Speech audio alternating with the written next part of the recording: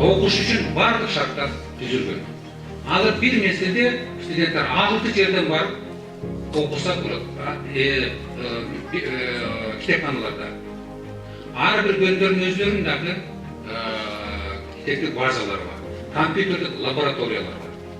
Жалпы жөннен примерно азыр 90-ға шығып қалдық лабораторияларымыз. Алардың бәрінде компьютер бар компьютер істеп жүрген.